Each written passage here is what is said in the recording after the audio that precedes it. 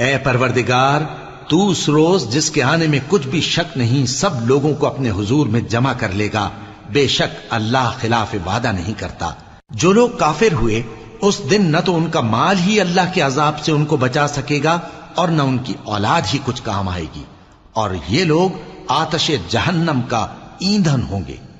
ان کا حال بھی فرعونیوں اور ان سے پہلے لوگوں کا سا ہوگا جنہوں نے ہماری آیتوں کی تکذیب کی تھی، تو اللہ نے ان کو ان کے گناہوں کے سبب عذاب میں پکڑ لیا تھا، اور اللہ سخت عذاب کرنے والا ہے۔ اے پیغمبر، کافروں سے کہہ دو کہ تم دنیا میں بھی عنقریب مغلوب ہو جاؤ گے اور آخرت میں جہنم کی طرف اکٹھا کیے جاؤ گے، اور وہ بری جگہ ہے۔ تمہارے لیے دو گروہوں میں جو جنگ بدر کے دن آپس میں بھڑ گئے قدرت الہی کی عظیم الشان نشانی تھی۔